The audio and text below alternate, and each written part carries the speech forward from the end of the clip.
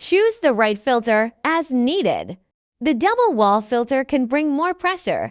If the single wall filter doesn't help, place the double shot basket into the handle, aligning it with the grooves. Add an appropriate amount of coffee beans. Adjust ground size, starting from number 15 for new machines. Lock portafilter into brewing head. Press single cup button to flush with hot water.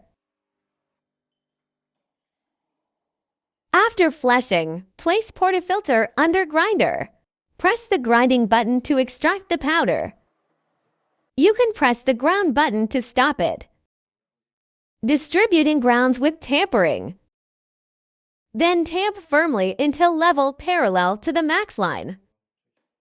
Lock portafilter into brewing head. Press the extraction button.